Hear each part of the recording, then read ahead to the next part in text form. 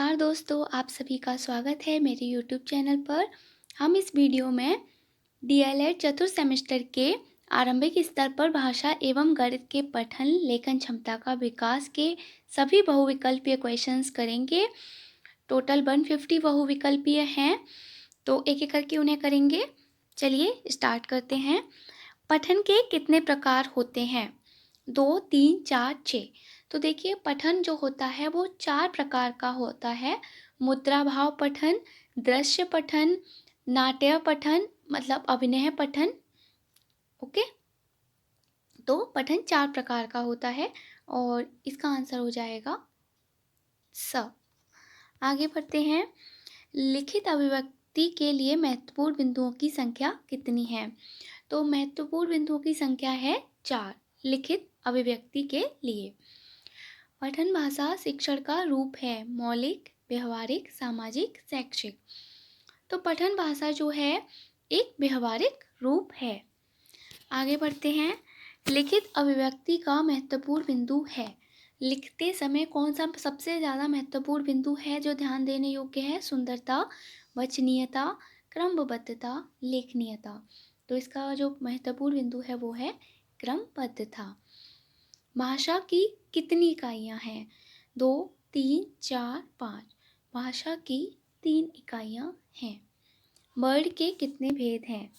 तो वर्ण जो होता है वो होता है स्वर और व्यंजन। तो वर्ण के कितने भेद हो गए? 2। मात्राओं के आधार पर स्वर कितने प्रकार के होते हैं? तो मात्राओं के आधार पर स्वर 3 प्रकार के होते हैं।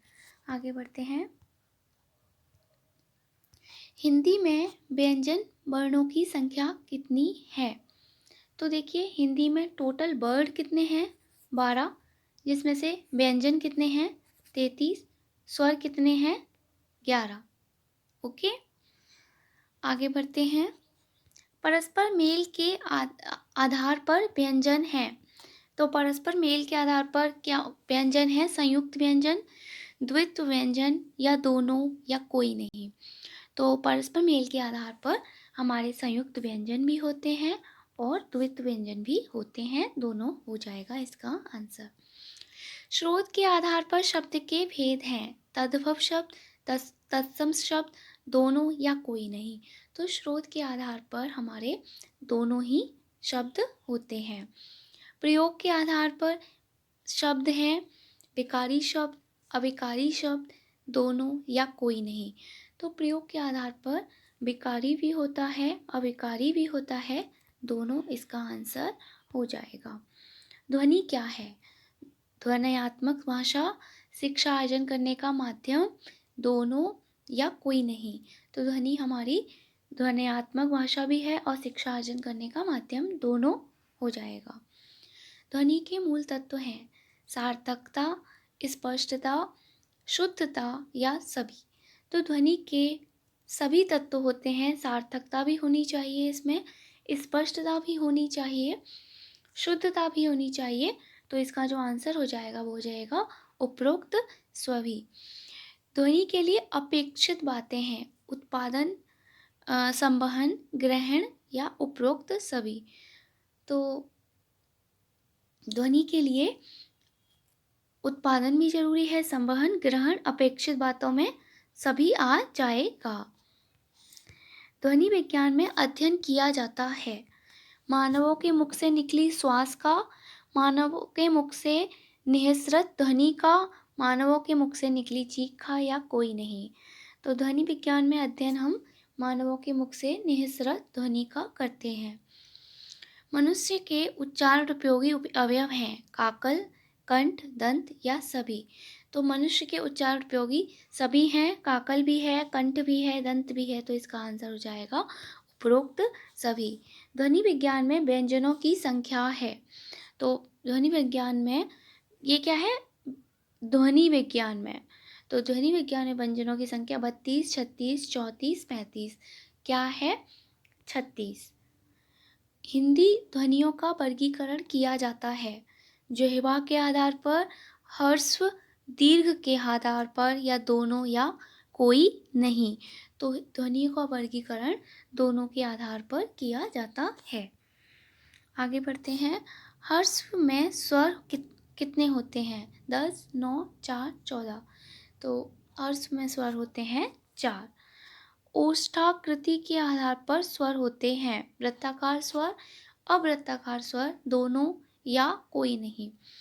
तो ओष्ठ आकार मतलब होठों के आकार के आधार पर स्वर हमारे दोनों होते हैं, वृत्ताकार स्वर भी होता है, अवृत्ताकार स्वर भी होता है। उच्चारण के आधार पर स्वर होते हैं अनुनासिक, निरुनासिक, दोनों या कोई नहीं। तो उच्चारण के आधार पर भी दोनों होते हैं, अनुनासिक भी होता है, निरुनासिक भी होता है। किसके बिना व्यंजन का उच्चारण संभव नहीं है? तो देखिए, व्यंजन का उच्चारण जो है वो स्वर के बिना संभव नहीं होता। तो इनमें से हमें पता करना है स्वर कौन सा है। क, ख, अ, द। तो यहाँ अ स्वर है, तो इसके बिना व्यंजन का उच्चारण संभव नहीं है। आगे बढ़ते हैं। ध्वनियों के उच्चारण में होने वाले यत्न को प्रयत्न कहा जाता है। यह होते हैं स्वर तंत्री में कंपन से, श्वास की मात्रा से, जिह्वा तथा अन्य अवयवों द्वारा विविध प्राप्त प्रयत्न या सभी। तो ध्वनियों के उच्चारण में होने वाले यत्न को प्रयत्न कहते हैं क्योंकि स्वर तंत्री के कंपन से होते हैं, श्वास की मात्रा से होते हैं, जिह्वा तथा अन्य अवयवों द्वारा विविध प्राप्त प्रयत्न से होते हैं। तो इसका जो आंसर हो जाएगा वो हो जाएगा उपरोक्त सभी। आगे बढ़ते हैं। कविता शिक्षण के उद्देश्य हैं। कविता शिक्षण क्यों कराया जाता है? छात्रों में कल्पना तथा तर्क शक्ति का विकास करना, छात्रों में भावनात्मक व चारित्रिक भावनाओं का विकास करना, छात्रों के चरित्र निर्माण में सहयोग करना या सभी। तो कविता शिक्षण का उद्देश्य होता है, सभी होते हैं इसके उद्देश्य। नाटक शिक्षण के उद्देश्य हैं छात्रों में सुनने व सुनकर अर्थ ग्रहण करने की योग्यता विकसित करना, छात्रों में शब्द व सूक्ति भंडार के ज्ञान को विकसित करना, बालकों का स्वस्थ मनोरंजन करना या सभी। तो इसके भी उद्देश्य सभी हैं। अब है ख वर्ण कौन से वर्ग में आता है? च वर्ग में, प वर्ग में, क वर्ग में या कोई नहीं। तो जो ख वर्ण आता है क, ख, ग, घ, ण, ये है हमारा क वर्ग। तो ख किस में आता है? क वर्ग में। इसका आंसर हो जाएगा स। आगे बढ़ते हैं। अंग्रेजी में कितने वर्ण होते हैं? 25, 26, 27, 28। तो अंग्रेजी में हमें पता है ए से लेके जेड तक 26 वर्ण होते हैं। अर्थ की दृष्टि से शब्द कितने प्रकार के होते हैं? तो अर्थ, शब्दों का अर्थ कैसा निकल रहा है उसकी दृष्टि से 4, 3, 2, 5। तो अर्थ की दृष्टि से जो शब्द होते हैं वो 4 प्रकार के होते हैं। अर्थ की दृष्टि से वाक्य कितने प्रकार के होते हैं? 2, 4, 6, 8। तो अर्थ की दृष्टि से वाक्य 8 प्रकार के होते हैं। प्रयत्न कितने प्रकार का होता है? प्रयत्न 6, 4, 2, 3। तो प्रयत्न हमारा 2 प्रकार का होता है। य, र, ल, व व्यंजन है। कौन से व्यंजन है? स्पर्श व्यंजन, ऊष्मीय व्यंजन, अंतःस्थ व्यंजन या कोई नहीं। तो देखिए, जो स्पर्श व्यंजन होते हैं वो क से लेकर क वर्ग से लेकर क वर्ग आता है, च वर्ग आता है, ट वर्ग आता है और हमारा प वर्ग आता है और त वर्ग आता है। तो इन सभी वर्गों को हम बोलते हैं स्पर्श व्यंजन। ऊष्मीय व्यंजन कौन से होते हैं? ऊष्मीय व्यंजन होते हैं श, स, श, ह। ये होते हैं हमारे ऊष्मीय व्यंजन। अब अंतःस्थ व्यंजन कौन से होते हैं? अंतःस्थ व्यंजन होते हैं हमारे य, र, ल, व। तो इसका जो सही आंसर हो जाएगा वो आंसर नंबर 3। वर्णों के समूह को कहते हैं वर्णमाला, शब्द, वाक्य या कोई नहीं। तो वर्णों के समूह को हम बोलते हैं वर्णमाला। वर्णों के सार्थक समूह को क्या बोलते हैं? शब्द, वाक्य, वर्ड या कोई नहीं। तो वर्णों का जो सार्थक समूह होता है उसे हम शब्द कहते हैं। पाठशाला शब्द है योग रूढ़, यौगिक, रूढ़ या कोई नहीं। तो पाठशाला जो शब्द है वो हमारा यौगिक है। रचना के अनुसार वाक्य कितने प्रकार के होते हैं? 3, 2, 4, 1। रचना के अनुसार वाक्य 3 प्रकार के होते हैं। वाक्य के भाग हैं उद्देश्य, विधेय, दोनों या कोई नहीं। तो देखिए वाक्य के दोनों भाग होते हैं, उद्देश्य भी, विधेय भी। जो उद्देश्य के बारे में बताता है उसे विधेय बोलते हैं। तो जो इसका आंसर हो जाएगा दोनों। ख ध्वनि है महाप्राण, अल्प प्राण, दोनों या कोई नहीं। तो जो क वर्ग में क, ख ये अल्प प्राण ध्वनि होती है, ग, ख महाप्राण ध्वनि होती है। तो ये जो इसका आंसर हो जाएगा वो हो जाएगा अल्प प्राण ध्वनि। आगे बढ़ते हैं।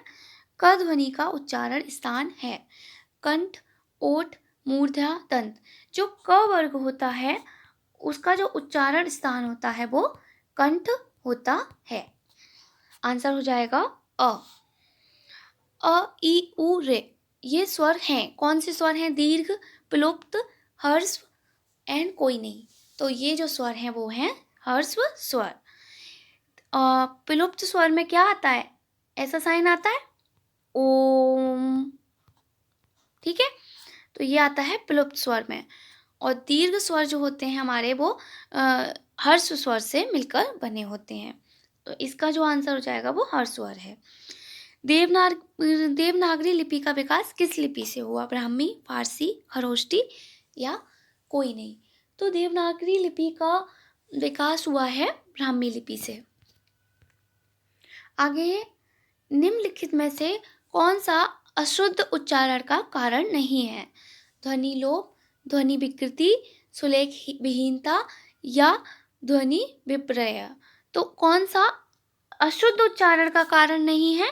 सुलेख की विहीनता। लिखने का आपको ज्ञान नहीं है तो उसमें ध्वनि का शुद्ध उच्चारण से कोई ताल्लुक नहीं है। विराम चिन्ह को क्या कहते हैं? पूर्ण विराम, प्रश्न विराम, अल्प विराम।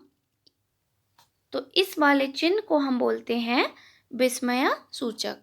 आगे विराम चिन्ह को क्या कहते हैं? कॉमा, इसको क्या कहते हैं? इसको हम बोलते हैं अल्प विराम। हिंदी में वर्णों की संख्या है 35, 52, 37, 38। तो वर्णों की संख्या है 52। दंतव्य व्यंजन का वर्ण न किस वर्ग में आता है? क वर्ग, च वर्ग, त वर्ग या कोई नहीं। तो जो ये न आता है त, थ, द, ध, न, मतलब किस वर्ग में आया? त वर्ग में। आश्चर्य, हर्ष, शोक तथा उत्साह में प्रयोग होता है विराम चिन्ह, कोष्टक चिन्ह, विस्मयादिबोधक चिन्ह या कोई नहीं। तो इसमें जो प्रयोग होता है वो होता है विस्मयादिबोधक चिन्ह। कोष्टक चिन्ह है, सभी चिन्ह कोष्टक चिन्ह है। इतिश्री के लिए प्रयोग होता है, क्या प्रयोग होता है? स। आगे प्रश्नवाचक चिन्ह है स। निदेशक चिन्ह डैश होता है स। आगे बढ़ते हैं। लेखन को प्रारंभ करने हेतु सावधानियां हैं। चिकनी तख्ती का होना, लेखनी तख्ती पर हाशिया बनाना या सभी। तो लेखन को प्रारंभ करने हेतु हमें सभी सावधानियां बरतनी चाहिए। अनुनासिक चिन्ह है चंद्रमा की बिंदी अनुनासिक चिन्ह होता है। ड वर्ग किस वर्ग में आता है? ड वर्ग। तो ड किस में आता है? ट, ठ, ड, ड़, ढ, ड, ओके, और ण, ये आता है हमारा ट वर्ग में। आगे देखते हैं। कोमल का विलोम शब्द होगा कठोर, मुलायम, निर्मल, स्पर्श में अच्छा। कोमल मतलब बहुत सॉफ्ट है तो इसका विलोम शब्द हो जाएगा कठोर। गणेश का समानार्थी शब्द है शंबर, गजह, लंबोदर कलानिधि। तो गणेश का जो समानार्थी शब्द है वो है लंबोदर। अगम का अर्थ है दुर्लभ। आगे बढ़ते हैं। स्वरों की सहायता के बिना जिन वर्णों का उच्चारण नहीं हो पाता वे कहलाते हैं स्वर, संयुक्ताक्षर, व्यंजन, मात्राएं। तो हम स्वरों की सहायता के बिना व्यंजन का उच्चारण नहीं कर पाते। क और श के योग से कौन सा व्यंजन बना है? छ, त्र, ज्ञ, झ। तो क और श से मिलकर बना है छ। ज्ञ किससे मिलकर बना है? ज और य। और त्र किससे मिलकर बना है? त प्लस र। और झ किसी से भी मिलकर नहीं बना है, ये एक संयुक्त व्यंजन नहीं होता। आगे ड, य, ड, न, म वर्ण हैं। कौन से वर्ण हैं? अनुनासिक, निरुनासिक, अनुस्वार, विसर्ग। तो ये हैं अनुस्वार। अनुस्वार को किस लिपि चिन्ह से व्यक्त करते हैं? चंद्रमा की बिंदी से, अंग की बिंदी से, हलंत की बिंदी से या विस्मयाबोधक चिन्ह से। तो अनुस्वार को हम अंग की बिंदी से व्यक्त करते हैं। 10 तक के अंकों में सबसे बड़ी इकाई है। तो 10 तक के कौन कौन से अंक होते हैं? 0, 1, 2, 3, 4, 5, 6, 7, 8, 9 ये और 10। तो इसमें ये 10 क्या है? ये दहाई है। और इसने पूछा है इकाई, तो इकाई सबसे बड़ी हो जाएगी 9। 75 संख्या है, सम है, विषम है, दोनों है या कोई नहीं? तो सम संख्याएं क्या होती हैं? जिनमें 2 का भाग चला जाता है। तो ये 75 में 2 का भाग नहीं जाएगा, इसलिए ये विषम संख्या हो जाएगी। आगे देखते हैं। आरोही क्रम है। आरोही क्रम होता है, हम सबसे पहले सबसे छोटी संख्या रखते हैं, उसके बाद बड़ी संख्या रखते हैं। इस तरह से सबसे छोटी से लेकर हम सबसे बड़ी संख्या उस क्रम में रखते हैं। तो सबसे छोटी संख्या देखते हैं 10, फिर से छोटी, इससे बड़ी संख्या होनी चाहिए, लेकिन यहाँ तो छोटी है, तो ये क्रम गलत हो गया। यहाँ चेक करते हैं, 3 है, इससे बड़ी 4 है, 4 से भी बड़ी 7 है, 7 से भी बड़ी 9 है, 9 से भी बड़ी 11 है। तो ये सही क्रम है, इसका आंसर हो जाएगा ब, आरोही क्रम। आगे गणित की मूल संक्रियाएं हैं। जोड़ना, घटाना, भाग, गुणा करना, दोनों या केवल जोड़ना। तो गणित की मूल संक्रियाओं में दोनों ही आते हैं। जोड़ की क्रिया में जोड़ते हैं इकाई को इकाई से, दहाई को दहाई से, सैकड़े को सैकड़े से। तो ये सही है, दोनों ही सही हो जाएगा। गुणों में संक्रियाएं होती हैं, गुणा, गुणक, गुणनफल या सभी। इसमें सभी संक्रियाएं होती हैं। एक दहाई में कितनी इकाई होती है? एक दहाई में 10 इकाई होती है। 2 सैकड़े में कितनी इकाई होती है? 2 सैकड़ा मतलब 200, तो इसमें इकाई कितनी हो जाएंगी? 200। 3 सैकड़े में कितनी दहाई होती हैं? 3 सैकड़ा मतलब 30 दहाई। ठीक है, आगे बढ़ते हैं। 1 सैकड़ा बराबर होता है, 1 सैकड़ा मतलब 100 और इसमें 10 दहाई। आगे बढ़ते हैं। 134 में इकाई का अंक कौन सा है? तो 134, इसमें इकाई कौन सी है? 4। ये क्या है? दहाई। ये क्या है? सैकड़ा। 84 में कितनी इकाई है? 84 में कितनी इकाई है? 84। 38 में कितनी दहाई है? 38 में दहाई है 3। 10 इकाई के योग को कहते हैं, क्या कहते हैं? 10 इकाई के योग को 1000, सैकड़ा, दहाई या कोई नहीं। तो 10 इकाई के योग को हम कहते हैं दहाई। आगे बढ़ते हैं। 10 दहाई के योग को क्या कहते हैं? सैकड़ा, 1000, 10,000 या कोई नहीं। 10 दहाई के योग को हम कहते हैं सैकड़ा। हिंदी में स्वर होते हैं 10, 11, 9, 14। तो हिंदी में स्वर कितने होते हैं? 11। मनुष्य के उच्चारण उपयोगी अवयव हैं काकल, कंठ, दंत या सभी। तो सभी होते हैं। ध्वनि विज्ञान में अध्ययन किया जाता है? मानव के मुख से निकली श्वास का, मानव के मुख से निकली ध्वनि का, मानव के मुख से निकली चीख का, या कोई नहीं? तो ध्वनि विज्ञान में अध्ययन होता है मानव के मुख से निकली ध्वनि का। आगे बढ़ते हैं। ओष्ठाकृति के आधार पर स्वर होते हैं वृत्ताकार स्वर, अवृत्ताकार स्वर, दोनों, या कोई नहीं? तो ओष्ठाकृति के आधार पर स्वर होते हैं दोनों। व्यंजनों को उच्चारण की दृष्टि से बांटा गया है 2 भागों में, 3 भागों में, 4 भागों में या 5 भागों में।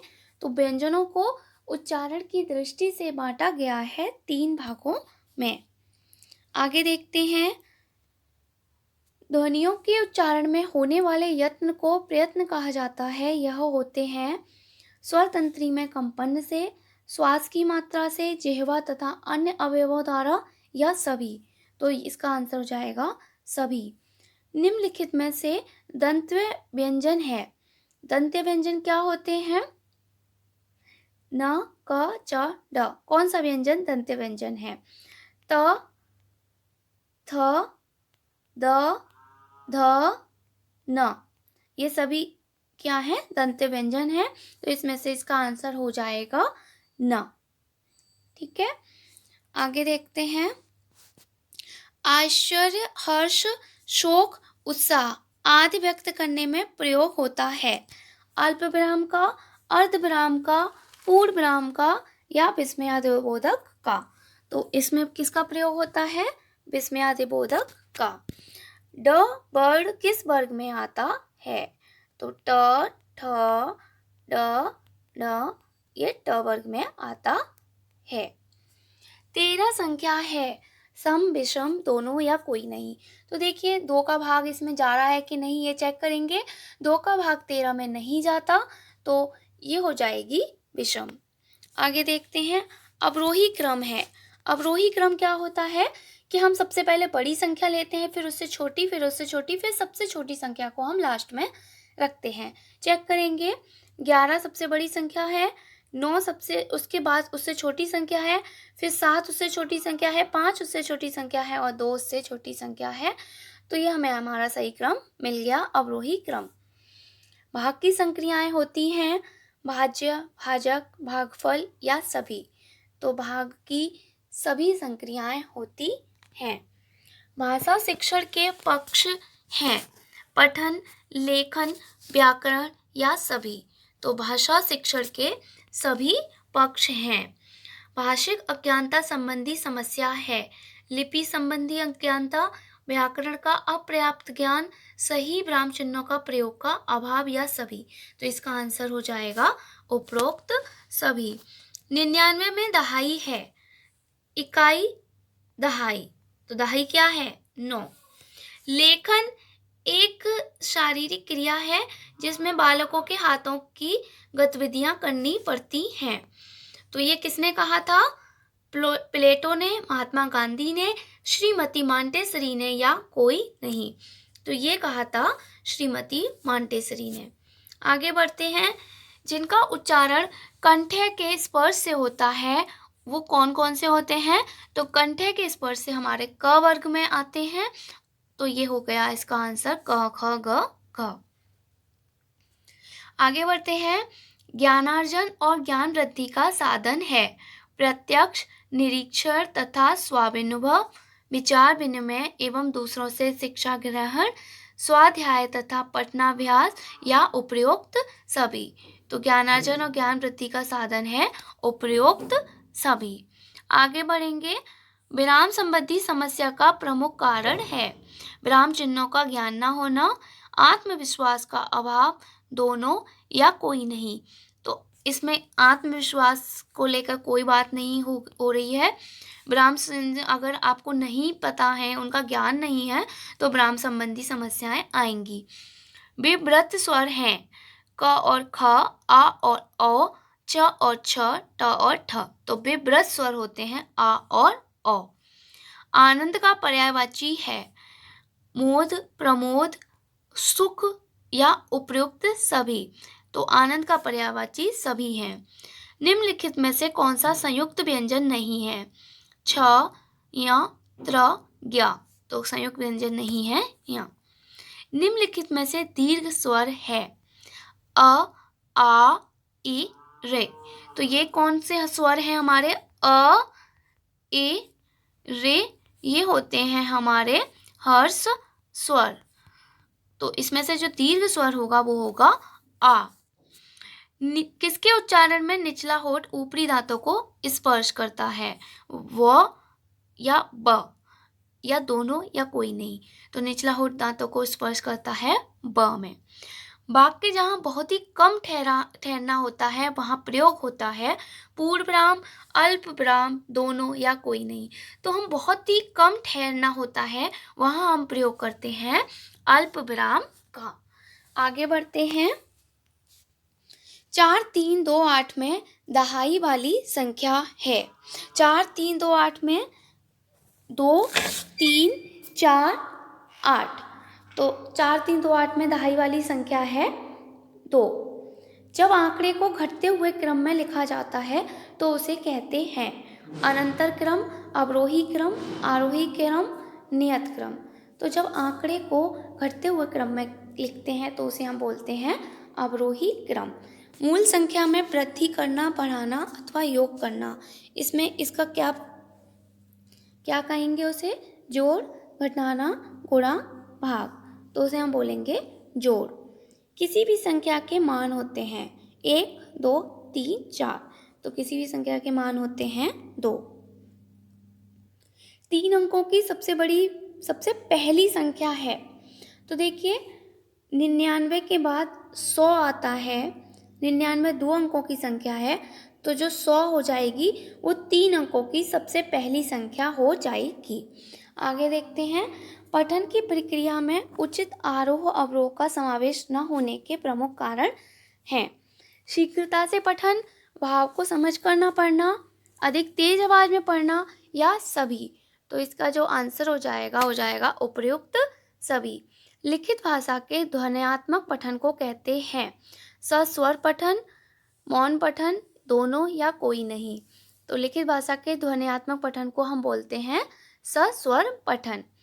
वाक्य में निम्नलिखित गुण होते हैं? सार्थकता होती है, क्रमबद्धता होती है, दोनों, या कोई नहीं। तो वाक्य में हमारे दोनों ही होते हैं। आगे बढ़ते हैं। क का उच्चारण स्थान है, ये बहुत बार कर चुके हैं, तो पता चल गया होगा, कंठ। इच्छा शब्द का पर्यायवाची है आशा, स्पृहा, अभिलाषा, या सभी। तो इच्छा शब्द का पर्यायवाची सभी है। कोष्टक चिन्ह है, ये हो जाएंगे उपयुक्त सभी। किसी स्थान का कथन का विस्तार देने वाले विवरण को प्रारंभ करने के लिए किस विवरण चिन्ह का प्रयोग करते हैं? तो विवरण चिन्ह का प्रयोग हम इसके लिए इसमें करते हैं।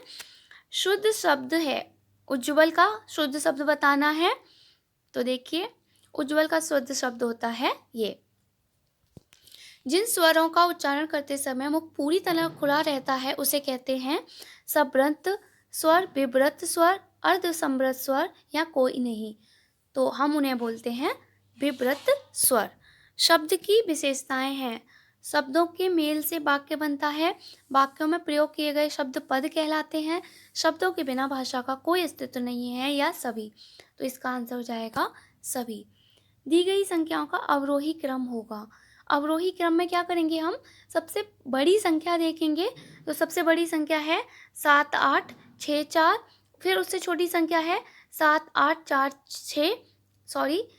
सबसे बड़ी संख्या है 7, 8, 6, 4। फिर उससे छोटी संख्या है 7, 8, 5, 4। फिर उससे छोटी संख्या है 7, 8, 4, 6। फिर है सबसे छोटी 7, 8। तो हमारा सही आंसर हो जाएगा अ।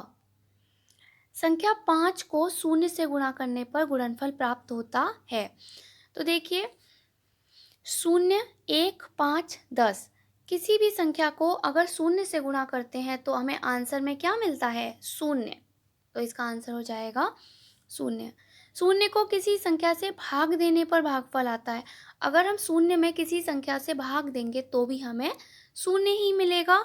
तो इसका आंसर भी हो जाएगा 0। पुस्तक प्रेस कारखाने में पिछले वर्ष 39779 तथा वर्तमान वर्ष में 46759 पुस्तकें छपकर तैयार हुई। कुल कितनी पुस्तकें छपी? तो कुल पता करना है, उसके लिए हम क्या करेंगे, जोड़ देंगे दोनों पुस्तकों को। 3 9 7 7 9 में हम जोड़ देंगे 4 6 7 5 9 को, तो हमें आंसर मिल जाएगा 8 6 5 3 8।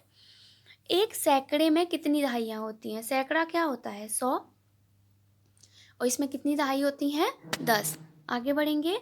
लेखन की अशुद्धियों को दूर करने का उपाय है 12 खड़ी का अभ्यास, व्याकरण का समुचित ज्ञान, उच्चारण की स्पष्टता, उपयुक्त सभी। तो इसका आंसर हो जाएगा उपयुक्त सभी। पठन का महत्व है ज्ञानार्जन के लिए, मनोरंजन के लिए, समाचारों को पढ़ाने के लिए, या सभी? तो पठन का सभी में उपयोग होता है। आगे बढ़ेंगे। य र ल व व्यंजन कहलाता है स्पर्श व्यंजन, अंतस्तः व्यंजन, ऊष्म व्यंजन, संयुक्त व्यंजन। तो य र ल व हो जाएगा हमारा अंतस्तः व्यंजन। ओके, आगे बढ़ेंगे। च वर्ग का उच्चारण स्थान है। च वर्ग का उच्चारण स्थान क्या है? च छ ज झ, तो इसमें आते हैं, और इसका उच्चारण स्थान हो जाता है हमारा, ये गलत दे रखा है, तालु नहीं होगा, इसका होता है हमारा मूर्धा। अंग्रेजी में स्वरों की संख्या है। अंग्रेजी में स्वर कितने हैं? 5 स्वर हैं। आगे बढ़ते हैं। इतिश्री के चिन्ह का प्रयोग होता है। इतिश्री के चिन्ह का प्रयोग ये होता है। कमल का समानार्थी शब्द नहीं है। पंकज, अनिल, सरोज, पदम। तो कमल का समानार्थी शब्द नहीं है अनिल। अनिल किसका है? आग का। वर्तनी की दृष्टि से शुद्ध शब्द है, तो कौन सा शुद्ध शब्द है हमारा? उज्ज्वल। स। संयुक्त व्यंजन ज्ञ किस वर्ड से मिलकर बना है? ज और य से। आगे बढ़ते हैं। हिंदी में वचन होते हैं 3 4 5 2। हिंदी में 2 वचन होते हैं, एक वचन बहुवचन। अवरोही क्रम है, तो 18 15 13 9 ये हमारा सही अवरोही क्रम है। 3 7 9 11 ये क्या है हमारा? आरोही क्रम। ओके, आगे बढ़ेंगे। 100 इकाई के समूह को कहते हैं, तो 100 इकाई, इसमें क्या होती हैं? 10 दहाई और 1 सैकड़ा, दोनों ही बोल सकते हैं। गणित की मूल संक्रियाएं हैं जोड़ना तथा घटाना, गुणा तथा भाग, दोनों या कोई नहीं। तो गणित की मूल संक्रियाएं दोनों ही हैं, इसका आंसर हो जाएगा स। जोड़ की क्रिया में जोड़ते हैं इकाई को इकाई से, दहाई को दहाई से, सैकड़े को सैकड़े से, या सभी, तो ये सभी आएगा। गुणा की संक्रिया नहीं है। गुणा, गुणक, शेष, गुणनफल। शेष नहीं है, शेष भाग की संक्रिया है। निम्नलिखित में से स्वर नहीं है। अ, ई, उ, रे। तो यहाँ तो स्वर नहीं है, ये नहीं है। 6 वर्ण किन 2 वर्णों के मिश्रण से बना है? क प्लस श से, च प्लस छ से, क प्लस श से, छ प्लस आ से। 6 मिलकर बना है क प्लस षटकोण वाले श से। तो निम्नलिखित में अयोगवाह है। अ, आ, ई, अंग, अह, ए। तो अयोगवाह कौन से हैं? अंग और अह। वाक्य के गुण होते हैं सार्थकता, क्रमबद्धता, योग्यता, या सभी। वाक्य के गुण सभी होते हैं। आगे बढ़ते हैं। मुझसे बैठा नहीं जाता उदाहरण है कर्तवाच्य का, कर्मवाच्य का, भाववाच्य का, या विधि वाक्य का। तो मुझसे बैठा नहीं जाता भाववाच्य का उदाहरण है। उत्तिष्ठ वर्ड है य, व, ड, ढ, ट, ठ। तो उत्क्षिप्त वर्ड है ड और ढ। श्वास के आधार पर व्यंजनों का वर्गीकरण होता है सघोष एवं अघोष, अनुस्वार एवं अनुनासिक, स्पर्श एवं ऊष्म, अल्प प्राण एवं महाप्राण। तो इसका आंसर हो जाएगा अल्प प्राण एवं महाप्राण।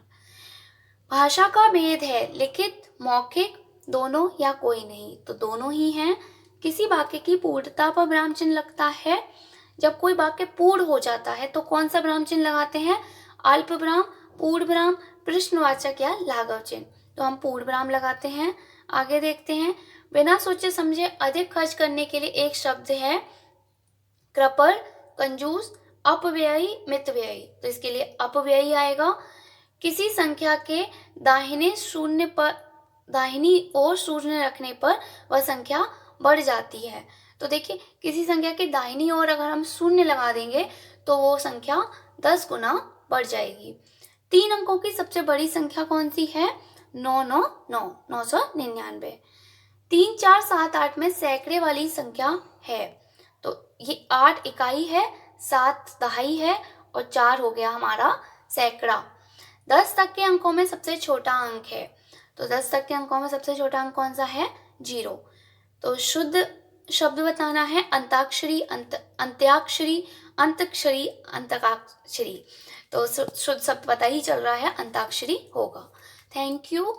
आप सबको अगर वीडियो पसंद आया हो तो लाइक कीजिए। धन्यवाद।